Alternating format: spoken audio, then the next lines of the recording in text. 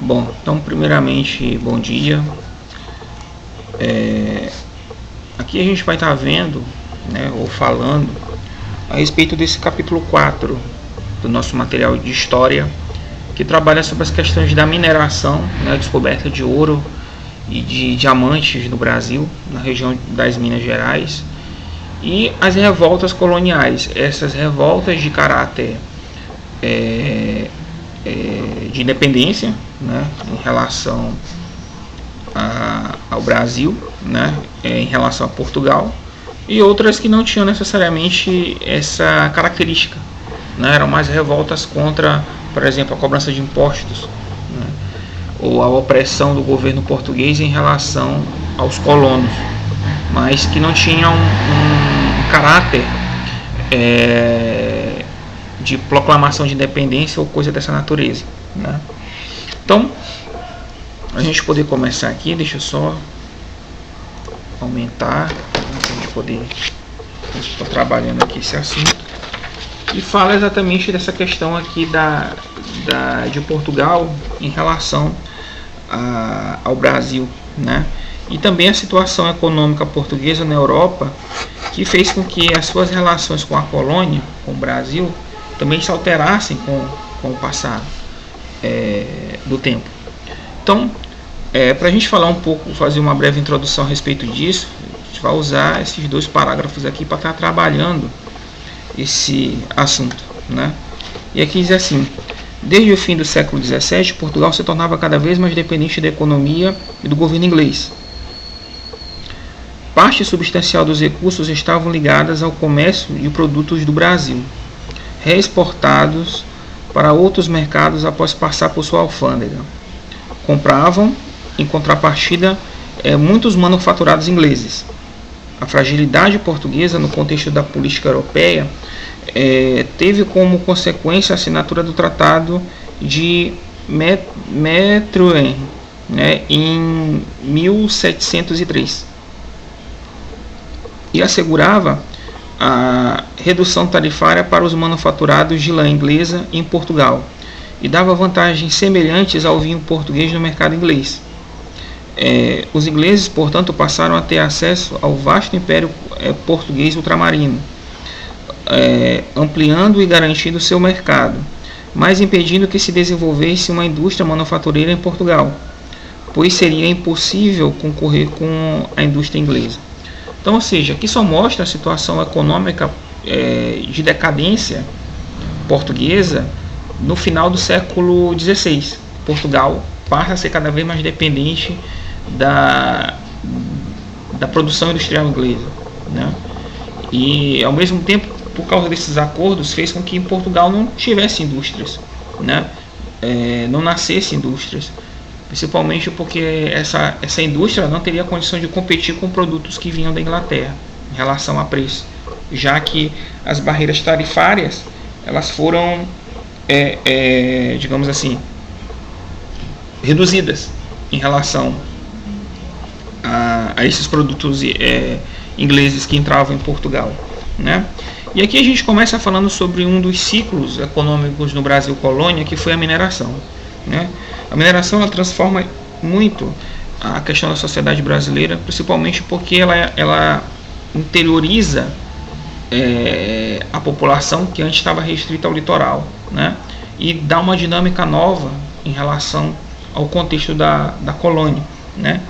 E aqui a gente tem, para falar um pouco a respeito disso, dois movimentos que foram importantes para o processo, por exemplo, de se descobrir ouro, de se interiorizar a população, que foi as chamadas entradas e as bandeiras, né? E o que era isso aqui? Aqui diz: com a chegada dos portugueses às terras brasileiras, expedições oficiais chamadas de entradas foram oficializadas. Elas partiam dos núcleos litorâneos para o interior à procura de metais. Seus principais agentes eram os colonos paulistas, organizadores de expedições particulares denominadas bandeiras. Por isso, os colonos paulistas foram chamados de bandeirantes. Não sei se vocês conseguiram compreender. A diferença é que as entradas eram expedições oficiais comandadas pela coroa portuguesa. Já as bandeiras eram expedições particulares. Havia essa diferenciação, né, em relação a esses tipos de expedição, né? Bandeiras entradas que foram importantes para ampliar inclusive o próprio território brasileiro, né, além da linha de Tordesilhas, por exemplo. A outra questão importante é a descoberta de minas, na região das Minas Gerais, primeiramente pelos paulistas, né, por esses bandeirantes paulistas. E aí a gente tem um conflito entre essas ambas partes, né, a chamada Guerra dos Emboabas, né. Então os bandeirantes paulistas encontram, né, eles entrando nessas expedições aí mata dentro no Brasil, eles encontram ouro, né? Só que esse ouro era o chamado ouro de aluvião. Por quê? Porque ele não era encontrado, por exemplo, em jazidas, ele era encontrado, por exemplo, em riachos, entre cascalhos dos rios. Então, um ouro de mais difícil extração, né? Haja visto que ele estava espalhado em uma dada região, né? Então, a partir desse momento a gente tem o choque de interesses entre esses paulistas, que se achavam donos das minas, porque eles tinham descoberto, e vários estrangeiros que vinham de fora, aventureiros que queriam enriquecer rapidamente, né? Então Portugal tinha que conciliar isso. Então conflitos entre esses emboabas, como os paulistas chamavam, ou seja, estrangeiros, e eles acabaram fazendo com que na guerra entre ambos os paulistas fossem derrotados, né? Mas isso não impediu que eles encontrassem novas minas nas regiões de Goiás, Mato Grosso, né? De maneira mais tardia. Então, a partir desse momento é que a gente tem o processo de expansão, né? Tem São Paulo, as regiões das chamadas entradas, né, e bandeiras, principalmente levadas adiante pelos paulistas, né? Achando aí ouro e metais preciosos, diamantes e outras partes. E, bom, saindo aqui dessa perspectiva, a gente vai entender que após a descoberta de ouro, há necessidade então de criar uma espécie de política fiscal, porque o contrabando crescia muito, né? O governo português institui um imposto chamado quinto, que servia na perspectiva de você cobrar 20% daquilo que estava sendo extraído, né? A partir desse momento aqui, a gente tem que criar as chamadas casas de fundição, né, como uma forma de você impedir a utilização de ouro que circulava na colônia em pó, né, e transformar isso em ouro em barra. E ali nas casas de fundições já era tirado o quinto, ou seja, os 20% que pertencia então de imposto da coroa, né?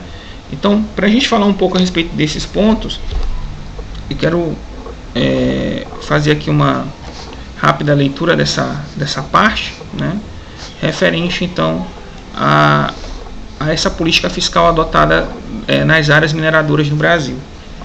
E aqui diz assim: a partir da organização, para organizar a exploração na região mineradora, a coroa portuguesa criou em 1702 a Intendência das Minas, órgão vinculado ao Estado português, que tinha a função de cobrar os impostos e definir as funções onde atuaria os mineradores. Entre os tributos cobrados, o mais relevante era o quinto, ou seja, correspondia à quinta parte, ou 20% do ouro extraído pelo minerador, o qual deveria ser entregue ao contratadores na forma de impostos. A sonegação do quinto com o contrabando de ouro ocorria com relativa facilidade, pois grande parte do ouro circulava era em pó, o que dificultava o controle das autoridades lusitanas. Visando eliminar a sonegação de impostos, né, os portugueses criaram em 1720 as casas de fundição. A partir dessa data, todos os mineiros deveriam entregar a produção nesses órgãos para que o ouro fosse fundido em barras, estabelecido a gravação do selo real. Também se instituía um rigoroso controle nas fronteiras da capitania mineira. A parte a partir de então, só poderia ser levado para fora da capitania ouro em barras que contivesse o selo real português. Em 1750, a coroa portuguesa passou a exigir que a capitania das Gerais pagasse anualmente uma cota em ouro. Esse sistema de cobrança foi definido de finta. A cota é determinada previamente pela Intendência das Minas ou era aumentada à medida que se esgotava as minas. A taxa chegou a atingir uma quantia de 100 arrobas de ouro por ano, equivalente a 1.500 quilos, né? Nos anos seguintes, com o esgotamento das jazidas, essa quantidade não era mais atingida e as autoridades metropolitanas se irritaram. No ano de 1763, o ministro Marquês de Pombal estabeleceu que a cobrança dos impostos atrasados seria feita pelo exército português. Tal ação, conhecida como derrama, fazia com uso extremo de violência sobre os mineiros e a população em geral, sendo fato de grande tensão e revolta. Então aqui a gente tem, só para digamos assim, embasar aquilo que eu tinha dito anteriormente, essa política fundiária fiscal, melhor dizendo, portuguesa, inicialmente ela se dá com essa extração desses impostos. Como as jazidas vão se esgotando, né, e essa quantidade de impostos diminui, né, a autoridade portuguesa não consegue entender que, digamos assim, as jazidas de ouro rapidamente se esgotaram. E aí há essa necessidade, então, de se cobrar utilizando meios mais enérgicos, como o caso da derrama, né? A utilização, então, de violência, principalmente para se obter a quantidade, então, exigida pela coroa portuguesa. O problema é que isso estava levando ao descontentamento, principalmente por parte desses mineiros, gerando, inclusive, embrionando ali revoltas futuras, né, em várias regiões mineradoras. Entre as mais conhecidas a gente tem a Conjuração Mineira, né, enfim, onde tem a figura de Tiradentes enfim. Então aqui a gente vai falar o seguinte, que essa região mineradora, cada vez mais ela estava crescendo em termos populacionais. A população estava crescendo demais, ou seja, a vida urbana na região das Minas Gerais ela estava prosperando. Só que cada vez mais a gente tem uma quantidade grande de pessoas, né? E aí a gente pode distribuir então entre portugueses, né, estrangeiros, a população que vivia local, tem a população de escravos, né? Então, ou seja, todas essas pessoas, né, dependiam então também de alimento, dependiam também da manutenção para essa vida urbana. Então se cria toda uma cadeia logística de produção, né? Então cada vez mais essa produção ela dinamiza a vida econômica da colônia. Ou seja, a gente tem esse deslocamento da área econômica para essa região das Minas Gerais, só que várias partes da colônia passam a produzir produtos destinados à região mineradora, onde a vida urbana estava florescendo, né? E aí a produção, por exemplo, de alimentos, a produção agropecuária, voltada então a abastecer essa população da região das Minas Gerais, né? Ou seja, isso é importante porque essa produção, por exemplo, agrícola, que antes, com a questão da cana, era destinada à exportação, não que não estivesse ainda fazendo isso nesse período, mas agora também destinada ao mercado interno, o que era bom, porque dava uma dinâmica econômica toda própria dentro do contexto da colônia, ou seja, diversificava as atividades econômicas aqui dentro, né? Principalmente por causa da florescência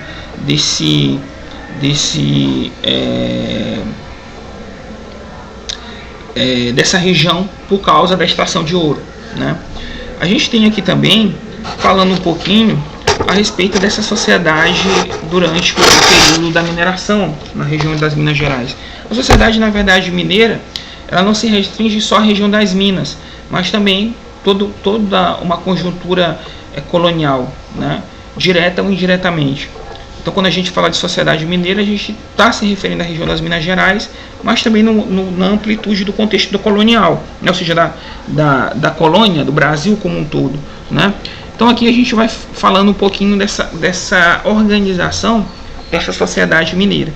E aqui a gente tem o seguinte, ó, nesse primeiro parágrafo, a gente tem assim: na região de Minas Gerais, as vilas cresciam à medida que a área se transformava em um polo de atração populacional. De um modo geral, por causa do desenvolvimento da atividade comercial, a região pôde se considerar que a vida urbana predominava na sociedade da mineração, sobretudo se comparada com outras regiões da colônia. Ou seja, a diferença em relação a ciclos anteriores, como a da cana, essa diferenciação que a gente tem é que na região das Minas Gerais a atividade urbana, a vida urbana, ela prospera. Diferente, por exemplo, se a gente for pegar o contexto da cana, né? O contexto da sociedade açucareira no Nordeste, né? É muito, muito diferente, né? Onde aqui a gente tem uma dinâmica urbana significativa, né? Se comparado com os polos açucareiros do Nordeste. A gente está falando de século XVI aqui, e aqui a gente está falando de século XVII, né? Então, essa questão ligada aqui, essa dinâmica e essa concentração populacional, elas foram importantes para priorizar o processo de interiorização da população. Antes, a população brasileira estava restrita à faixa litorânea. Com a descoberta das minas, isso se modifica. A população ela passa a migrar para o interior, né? Então, a partir do processo de mineração, a gente tem a interiorização do processo populacional, né? Então, foi digamos assim, uma dinâmica nova nesse processo de ocupação do território brasileiro até então, né? E aqui a gente tem assim, ó, a concentração populacional e econômica da região mineradora estimulou atividades complementares à mineração em várias regiões. A atividade pecuária no sul da colônia e zonas de lavouras em São Paulo, Rio de Janeiro e Minas Gerais, todas destinadas ao abastecimento da população da região mineira. Foram desenvolvidas dessa forma, né, a mineração contribuiu para dinamizar e diversificar a economia da colônia. Mais do que isso, interiorizou a colonização, antes restrita ao litoral. Ou seja, cria-se polos econômicos, por exemplo, agropecuários, agrícolas, lavouras, para abastecer essa população nas áreas mineiras. Primeiro ponto. E aí a gente tem um deslocamento desses núcleos populacionais do litoral para o interior, para as zonas de mineração. Então, houve uma dinâmica nova nessa dinâmica de colonização, essa interiorização da colonização para o interior do Brasil, né? Então, aqui a gente vai falar sobre uma outra área de extração que foi o chamado Distrito Diamantino, onde hoje a gente tem a cidade de Diamantina, que anteriormente, ou seja, antes de receber esse nome, era chamado de Arraial do Tijuco, né? Hoje a cidade de Diamantina, na região de Minas Gerais. Então, a partir desse momento a gente tem umas mudanças, porque essa área é uma área específica de extração de diamantes, não de metais preciosos como o ouro. Então, a gente tem uma diferença porque Portugal, ela aplica a mesma estrutura fiscal nessas áreas de extração de diamante. Porém, o que percebeu-se? Que houve um enriquecimento muito grande daqueles funcionários que trabalhavam para a coroa, no sentido de recolher os impostos, que eram quem? Os contratadores, né? Então, a partir desse momento, Portugal fecha ou tira esse cargo de contratador e institui a chamada real extração, né? Onde tem, digamos assim, era conduzida por funcionários diretamente ligados à coroa, né? Que vinham só resolver essas questões ligadas digamos assim, a cobrança desses impostos nessa região de diamantes, né? De extração de diamantes. E aí, aqui a gente tem o seguinte, ó, que essa economia mineradora nas áreas de diamante, ela vai ter uma certa transformação, né? Transformações essas aí que se dão durante o contexto, por exemplo, da aplicação das medidas pombalinas de Marquês de Pombal, na época que ele é ministro do Reino Português, né? E outras modificações que são aplicadas nesse contexto local, né, da extração de diamantes. E que medidas são essas, pessoal? A gente tem aqui, ó, primeiro, o crescimento da importância econômica da região sudeste e sul da colônia e o deslocamento da capital de Salvador para o Rio de Janeiro. Por quê? Porque o Rio, no litoral, estava mais perto das áreas mineiras do que Salvador, lá no Nordeste. Então houve o deslocamento do eixo econômico, automaticamente houve o deslocamento da capital da colônia, né, para ficar mais próximo ali das áreas do foco econômico, né? Essa foi uma primeira medida. A outra questão é o seguinte: a maior integração, né, entre diferentes regiões do Brasil, em virtude do crescimento do mercado interno para atender as necessidades mineradoras. Ou seja, cria-se um mercado interno para abastecer essa vida urbana nas áreas de mineração. Então cria-se um mercado dinâmico interno, né, principalmente voltado a abastecer essas áreas, né. A outra questão é a tendência da urbanização. A região mineira, ela tem essa tendência de urbanização diferente da atividade açucareira no Nordeste que a gente viu durante o século XVI, né. A outra questão também é que cada vez mais se tenta dar um jeitinho para não pagar impostos, ou seja, a sonegação aumenta, né? Ou seja, esse desenvolvimento de práticas de sonegação, ou seja, cada vez mais os caras estavam criando meios para fugir, né? Criando subterfúgios para fugir dessa sonegação. Haja visto que você pagava impostos pesadíssimos, né, em relação à extração, por exemplo, de diamantes, de ouro na colônia. Então, isso se refletiu nessas mudanças dessa política colonial nas áreas produtoras e na colônia como um todo, né? Como a gente vê esse deslocamento do eixo econômico do Nordeste para o Sudeste, né? Bom, seguindo aqui, a gente vai falar um pouco dessas revoltas coloniais. As primeiras, como eu disse para vocês, elas não tinham caráter de independência, de emancipação. Elas tinham caráter, digamos assim, principalmente de luta contra esses impostos elevados, né, grande parte. Posteriormente a gente vai vendo a decadência desse modelo colonial, e aí surge sim movimentos ligados a querer a emancipação do Brasil em relação a Portugal, querer a independência. Então a gente começa aqui falando sobre um pouco desses movimentos aqui, né, dessas revoltas. Então eu vou aqui utilizar esses dois parágrafos nessa página para falar um pouquinho, né? Aqui diz assim, ó: a maioria das rebeliões ocorridas no Brasil colonial foi motivada por fatores predominantemente locais, ou seja, refletiam interesses pontuais de grupos da elite brasileira, contestando agora alguns aspectos do pacto colonial e não o colonialismo como um todo. Em síntese, essas rebeliões não tinham caráter emancipacionista, ou seja, não tinham caráter de declarar a independência ou queriam independência em relação a Portugal. Eram pontos locais, em grande parte ligadas a essa carga tributária, né, de impostos. Aqui a gente vai falar um pouquinho também dessas questões ligadas a esses impostos, que foi a questão que mais fomentou, né, essas rebeliões, né, essas revoltas. E aqui diz assim: as razões desse movimento devem ser buscadas quase sempre nos interesses contrariados da elite brasileira. A lógica do sistema colonial era transferir riqueza para o Estado metropolitano. O monopólio exercido pelos portugueses sobre a economia colonial era o principal instrumento que dispunha Portugal para garantir o sucesso de arrecadação de impostos, né?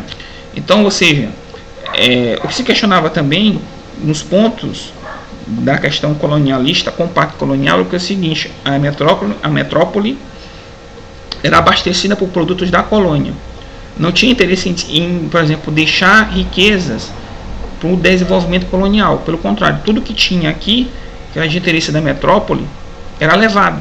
Ouro, né, pau-brasil no início e assim por diante. Então isso passa a ser questionado também, né? Ou seja, se as elites que aqui já vivem, por que não investir parte da riqueza gerada aqui também, né? Era um ponto de, digamos assim, discordância, mas em momento nenhum se queria, por exemplo, o fim do colonialismo português no Brasil, inicialmente, né? É bom que a gente faça aqui essa ressalva.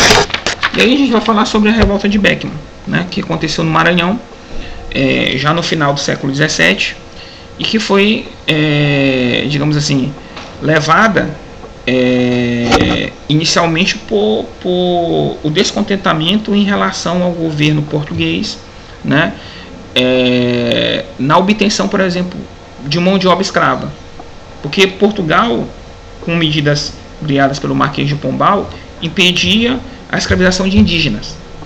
Cria-se um decreto que impede que indígenas sejam escravizados, eles passam a ser vistos como súditos da coroa, né?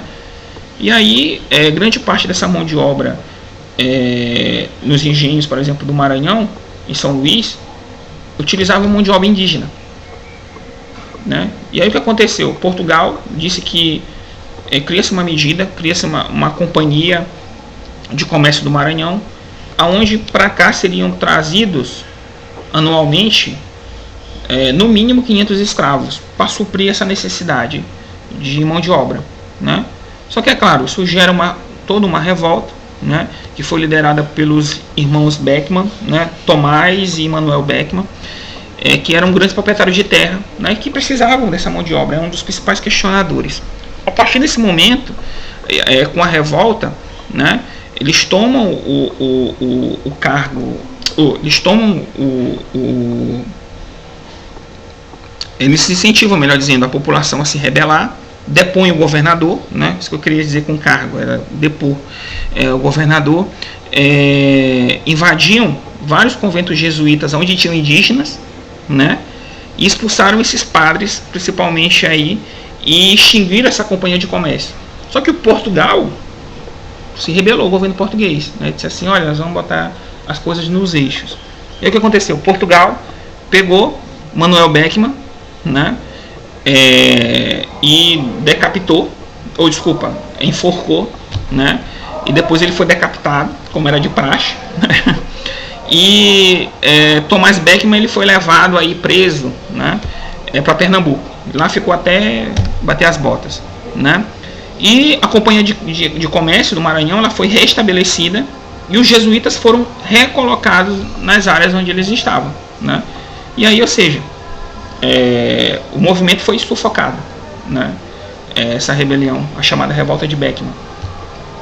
A outra questão que a gente até já falou aqui, que foi a Guerra dos Emboabas, né, ou seja, era quando os paulistas, que se achavam dono das minas na região das Minas Gerais, pelo fato de ter sido eles que descobriram, e eles queriam o apoio do governo português, né, mas como vários nobres, líderes e pessoas influentes dentro de Portugal, junto à coroa portuguesa, também queriam o monopólio na extração dessas minas, né? Ou seja, a galera todo mundo queria abarcar, né, essa questão aí de ganhar dinheiro com a exploração de ouro no Brasil.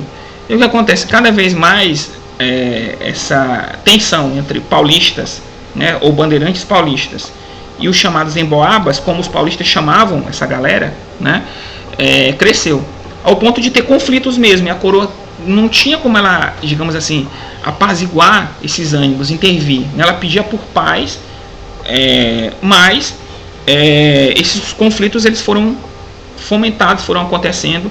Então, um grupo vindo de fora, né, muito mais bem armado, acaba derrotando e botando os bandeirantes paulistas para correr da região das Minas, né. Posteriormente, os paulistas derrotados, eles passam a se embrenhar novamente no mato à procura de novas regiões produtoras de ouro. E eles encontram nas áreas de Goiás e nas regiões de Mato Grosso.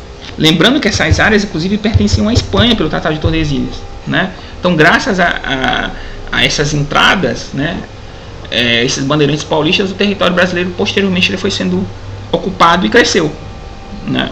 Senão ele estaria limitado pelo Tratado de Tordesilhas, né? Então,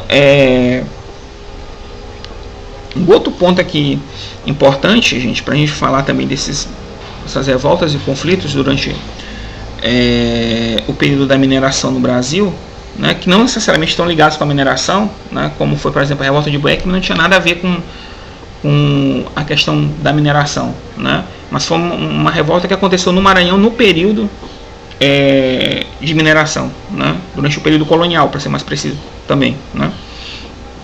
Então a gente tem aqui a chamada Guerra dos Mascates. Bom, então vamos aqui fazer uma síntese, né, a respeito desse conflito. Então eu parti aqui para a leitura para depois partir para as explicações. Então aqui diz assim, no período colonial, Olinda era o principal centro administrativo da capitania de Pernambuco, onde se concentrava os ricos senhores de terra e os escravos.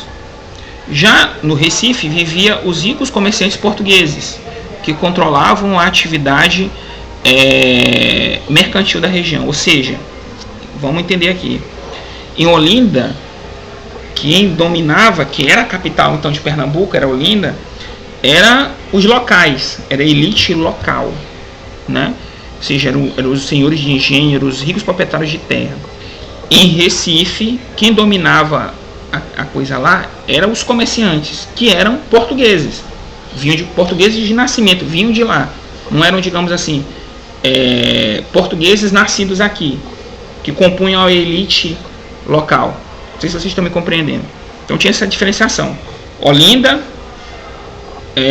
a gente pode chamar assim, né? Se bem que naquela época não tinha essa identidade de brasileiros, mas a elite local. Recife, a elite portuguesa. E aí vamos lá, comerciantes portugueses. E aqui diz assim, ó, nesse período, apesar da força econômica e financeira de Recife, seus habitantes ainda estavam submetidos à autoridade da Câmara Municipal de Olinda, dominada pelos senhores de engenho. Somente em 1709, o governo português reconheceu a autoridade administrativa de Recife, que enfim se emancipou politicamente de Olinda. Os conflitos começaram quando um grupo de olindenses invadiu Recife e entrou em choque com comerciantes.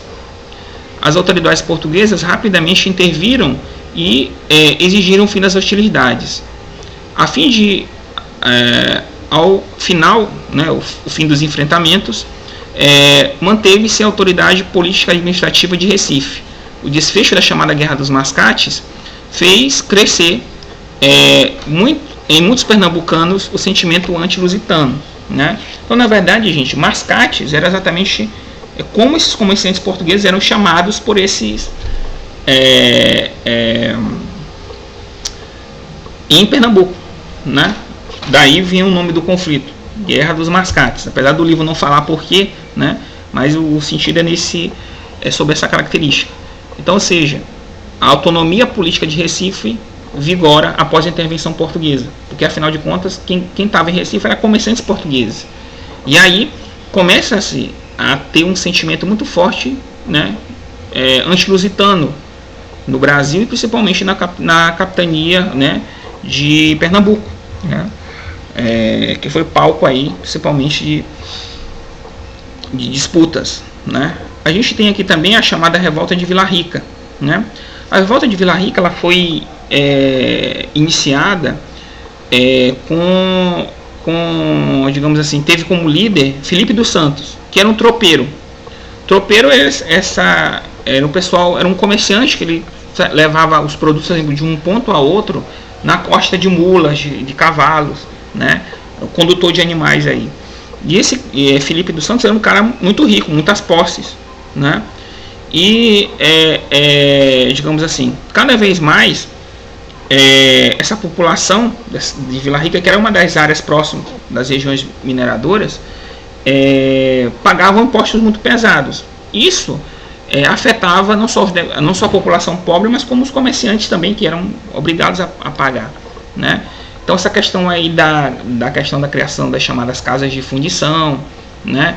Essa fiscalização mais rígida do controle português na capitania de Minas Gerais. Então isso fez com que esse movimento de revolta surgisse na região de Vila Rica ali. Então, cada vez mais a gente tem aí a insatisfação com relação à cobrança desses impostos, quem era o cabeça dessa revolta era exatamente esse tropeiro, que não era um cara do povo, um cara rico, né? E aí o que acontece? Na rebelião, eles acabam destruindo as chamadas casas de fundição, porque lá é que era tirado, digamos assim, a parte do governo. Na época, então, Conde Assumar, que era, digamos assim, o manda-chuva, né? Aquele que estava ali vendo a administração, né? Representava o governo português na região de Vila Rica, aceitou de início, vamos fechar mesmo as casas e tal de fundição realmente, mas posteriormente, né, já estavam vindo tropas do Rio de Janeiro para sufocar esse movimento, né? E aí o que aconteceu? Felipe dos Santos foi preso, enforcado e esquartejado, né? Espalhou o corpo dele pela cidade para servir de exemplo, né? Então foi nesse sentido que a gente teve o fim dessa revolta em Vila Rica. Aqui a gente vai falar exatamente do contexto também da política de Marquês de Pombal no contexto colonial. Na verdade, Marquês de Pombal, conhecido então como Sebastião José de Carvalho e Melo, né, mais conhecido como Marquês de Pombal, ele passa a ser ministro do rei Dom José I. Nesse período ele tenta dinamizar a economia portuguesa. Portugal, como a gente viu, estava extremamente dependente da economia inglesa. Então Portugal já estava com uma economia decadente. Tinha até uma semelhança em relação a alguns pontos com a revolução que teve na França, né? Onde tinha uma nobreza parasitária no Estado português e cada vez mais, digamos assim, sugava do Estado, né? Não pagava impostos, tinha privilégios. Então ele tenta sanear digamos assim, as finanças do Estado português, dando uma dinâmica, um gás na economia do Império, né? Então ele vai tomando aí várias medidas, inclusive medidas essas que, por exemplo, para Portugal foram extremamente benéficas. Mas no Brasil, no caso da colônia, no Brasil, aumentou essa opressão, essa repressão colonial, né? Então as medidas pombalinas, como elas foram conhecidas, elas foram, digamos assim, extremamente duras, né? E aumentaram exatamente esse controle português sobre o Brasil, né? Então que medidas foram essas que foram adotadas por Marquês de Pombal dentro, por exemplo, dessa perspectiva nacional? A gente não vai falar tanto do contexto dessas medidas para Portugal, mas no contexto mais, digamos assim, brasileiro, né? Então a gente tem aqui o seguinte, ó. Primeiro, a proibição da escravidão de indígenas, né, e regulamentação de grupos nativos transformados em súditos do rei. Foi um dos problemas que levou à revolta de Beckman, que eu falei para vocês, porque utilizava-se muita mão de obra indígena, inclusive ainda no Maranhão, né? Um dos problemas, esse aqui, que foi uma medida tomada durante a era pombalina, né, por assim dizer. A gente tem aqui também a criação de companhias privilegiadas de comércio para atuar no norte, né, nos estados do Maranhão e do Grão-Pará, né, a gente falou isso na revolta de Beckman aqui, e no Nordeste colonial, a fim de garantir a participação da burguesia metropolitana no comércio das duas regiões e de conseguir a regularização da agricultura nelas existentes. Ou seja, cria-se companhias de comércio no norte e no nordeste do país como forma de controle sobre essas áreas, né? Principalmente para regulamentar atividades agrícolas. Por exemplo, no norte tinha as drogas do sertão, que eram produtos muito apreciados, produtos da Amazônia muito apreciados na Europa, né? Então tinha-se, digamos assim, uma forma de fiscalizar, de tirar impostos e assim por diante, daí criar essas companhias de comércio. A outra questão aqui, ó, a expulsão e o confisco de todas as propriedades dos jesuítas, a Companhia de Jesus de Portugal e de todas as suas colônias. Ou seja, os jesuítas são expulsos do Brasil durante o final do século XVIII, né? Porque eles passam, principalmente, a ter uma força econômica tremenda dentro do Brasil, né? Então, inclusive, o próprio Marquês de Pombal dizia que os jesuítas tinham o Estado dentro do Estado, né? Ou seja, dentro do Estado português e de suas colônias, os jesuítas tinham um poder e uma economia muito forte, principalmente explorando indígenas, como na Amazônia, para extrair drogas do sertão, né? Então, chega-se a expulsão, né? E daí o Estado português expulsa eles de Portugal e de todos os seus territórios e abarca aqui as posses e finanças que esse grupo tinha, né? A outra questão também é aqui, a extinção das capitanias hereditárias, transformando-as em províncias sob a administração lusitana, né? Com o objetivo de garantir a centralização da administração colonial. Ou seja, aquele sistema de capitanias hereditárias que não necessariamente vigorava no Brasil, né, na primazia como ele foi criado no início do século XVI, mas ele vai ser erradicado de fato, né, dentro desse contexto. E aí se cria um governo mais centralizado dentro da colônia para facilitar a administração de Portugal no Brasil. Aqui, transferência da capital do Brasil, de Salvador para o Rio de Janeiro, ou seja, pela proximidade que eu falei para vocês do Rio em relação às áreas de mineração. Salvador estava mais distante. Então o eixo econômico não está mais na agricultura canavieira, está na extração de ouro. Então se desloca a capital de Salvador para o Rio. Outra questão: construção de fortalezas ao longo da fronteira norte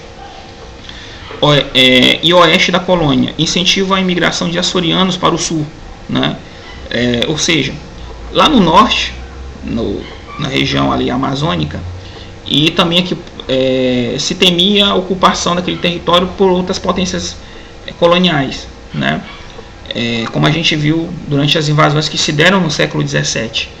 E no sul sempre foi uma região sempre litigiosa entre Espanha e Portugal, ou seja, tem territórios ali que ainda estavam em disputa entre eles. Então se estimulou a vida do pessoal das ilhas dos Açores, os açorianos, para ocuparem essas áreas, né? Como forma então ou seja, e ali tem uma população? Tem. É portuguesa? Então a terra é portuguesa. Então, era mais ou menos nesse sentido. Então, continuando aqui, a gente tem aqui a instituição da derrama, para assegurar a arrecadação de impostos cobrados na região de Minas Gerais. Ou seja, isso foi inclusive esse imposto que era cobrado com extrema violência, como a gente falou anteriormente, foi uma das causas que levou por exemplo, a conjugação mineira, né? Conjuração mineira, que foi uma revolta já de caráter de independência, né? De emancipação. Tem aqui incentivo à instalação de manufaturas na colônia, né? A secularização do ensino, isso é, a desvinculação da educação da religião, principalmente na Universidade de Coimbra, né? A abolição da discriminação entre cristãos novos, ou seja, judeus convertidos ao catolicismo à força, e cristãos velhos. Então, essas foram algumas medidas, as principais, e que mudaram muita coisa durante a administração de Marquês de Pombal, né? Essas medidas elas só foram sendo, algumas delas foram sendo revogadas quando o rei Dom José I morreu. Quando assume a rainha Maria I, ela, digamos assim, ela muda algumas coisas dentro dessas medidas de Pombal, né? Como por exemplo, ela proíbe as manufaturas dentro da colônia. Daí, o fato dela alterar algumas dessas medidas de Pombal, as medidas que ela adotou foram chamadas de viradeiras, né? Ou seja, elas estavam voltando, né? Ou virando no sentido contrário às medidas que Pombal tomou, né? Então, falando um pouco a respeito dessas revoltas, para a gente começar, a gente vai entender o seguinte: as revoltas que surgem no Brasil, elas também foram influenciadas, por exemplo, pela ideologia liberal, com a Revolução, por exemplo, francesa, né? Com a burguesia em ascensão na Europa, cada vez mais as ideias iluministas sendo divulgadas na Europa, né? Então esse ideal liberal, ele chega aqui com um discurso muito afinado com a burguesia, como foi também na Europa, né? Um discurso muito afinado com a burguesia. Então cada vez mais esses ideais liberais combatiam esse absolutismo monárquico, né? Combatiam privilégios, pregavam a igualdade jurídica de todos os cidadãos, né? Instituíam de fato a propriedade privada, né? E não, por exemplo, terras pertencentes à coroa, ou seja, cada um tinha direito ao a posse de suas propriedades, né? E cada vez mais esses ideais liberais eles são assimilados não só aqui no Brasil, mas como na América Espanhola também, né? Então, com a ampliação dessas ideias liberais, com a Revolução Francesa, com a expansão de Napoleão na Europa, isso faz com que essas correntes ideológicas que vieram de fora do Brasil, elas encontrem aqui um terreno fértil para prosperar, né? E aí a gente começa aqui falando sobre a Conjuração Mineira. A Conjuração Mineira, como a gente sabe, que foi idealizada por um grupo, né, de estudantes, enfim, que estudaram em universidades europeias, né, e viam, por exemplo, na independência dos Estados Unidos, o primeiro país a se emancipar, se tornar independente nas Américas, um exemplo a ser seguido. E aí, influenciados por ideais liberais, por essas questões, eles criam um plano, né, de independência ligado aí a tornar, por exemplo, o Brasil emancipado, independente, né, um país livre em relação à dominação portuguesa. Porém, é bom lembrar que essa galera, os inconfidentes, né, eles eram da elite. Por exemplo, eles não falavam abertamente em acabar com a escravidão, né? Isso não era uma das questões que estava na pauta. Então tinha alguns pontos que fizeram com que grande parte da população não abraçasse, né, essa insurreição, porque não via nela a mudança das suas condições de vida, né? E aqui a gente vai falar um pouquinho a respeito dessa questão, né? A gente tem aqui um contexto da Conjuração Mineira. E aqui diz assim, deixa eu só subir aqui um pouquinho. Aqui tem a primeira revolta a defender a ruptura do Brasil colônia com Portugal foi a Conjuração Mineira, de 1789. Nessa época a mineração vivia tempos de declínio. O esgotamento natural das jazidas havia provocado uma queda sensível da extração de ouro, e a população continuava, assim mesmo, ameaçada pelas pesadas cargas de impostos cobradas pelas autoridades portuguesas. Paralelamente, setores da elite local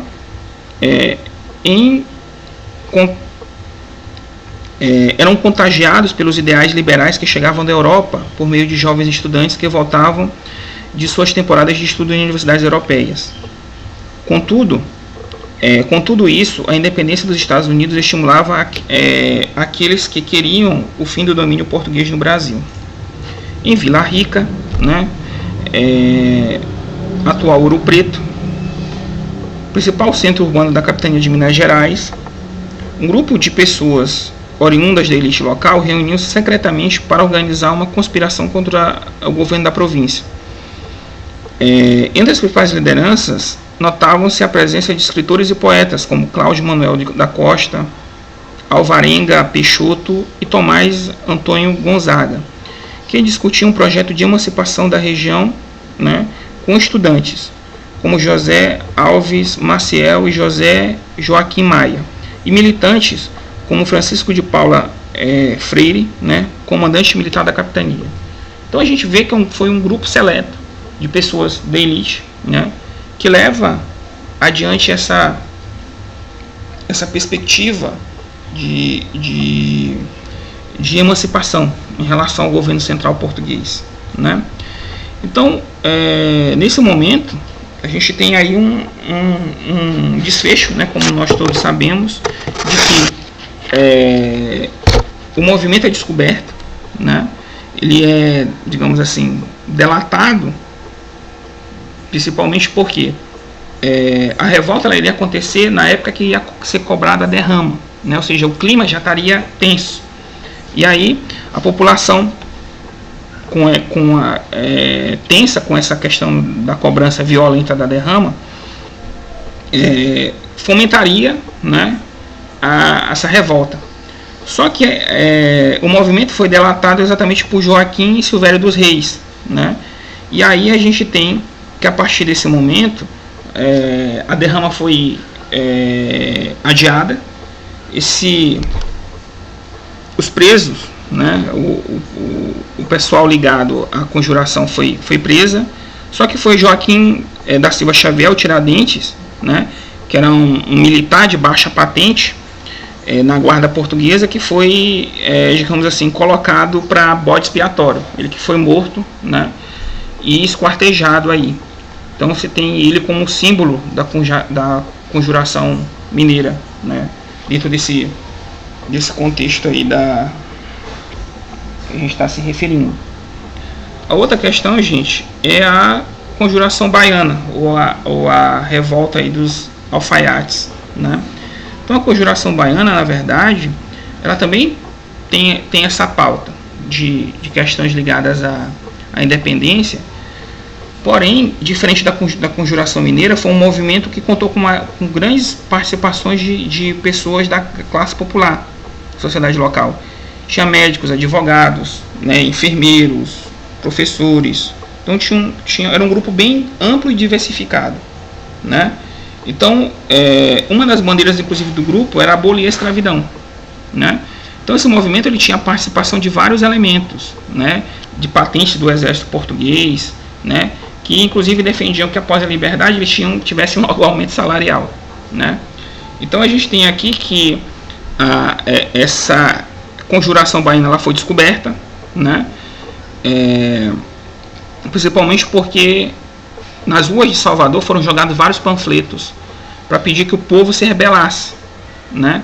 Só que a repressão foi imediata, o povo não aderiu, não se rebelou. Os principais líderes foram presos, julgados, né? Aquela galera que era da elite mesmo foi considerada inocente, né? Mas os outros foram praticamente aí enforcados, esquartejados, decapitados, né? Enfim, então foi mais um movimento de emancipação, assim como a conjunção baiana ou mineira. Só que o ponto principal aqui está no fato de ter uma parcela grande de pessoas de várias classes sociais nesse movimento, né? E aí, para a gente concluir, a gente fala sobre a chamada Conjuração do Rio de Janeiro, né?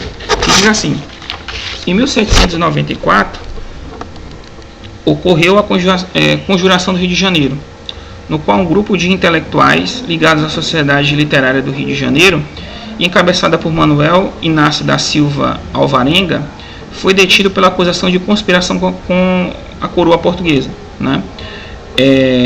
No ano seguinte, porém, todos os rebeldes foram libertados por falta de provas que confirmassem as suas acusações de traição. Ou seja, na verdade, foi uma conspiração que não chegou a acontecer, porém, não se provou nada em relação a que de fato existia uma conspiração, né? No contexto local do Rio de Janeiro, ou seja, no final do século XVIII, né? Então, aqui a gente tem também um outro movimento que tem um caráter também de emancipação, né? Então, enfim. Então, pessoal, aqui a gente conclui esse nosso vídeo em relação ao capítulo 4. Por favor, leiam o material de vocês, né, para que vocês tenham um embasamento além da aula que a gente teve aqui para a prova, né, a última prova que a gente vai fazer. Então não custa nada, mesmo que seja chato, ler o material para estar fazendo uma boa prova, além de estar assistindo esse vídeo. Então, desejando aí para vocês um excelente dia, tá? Estudem, leiam o material e até aí o dia da nossa prova, gente. Tchau, tchau, um grande abraço e até mais.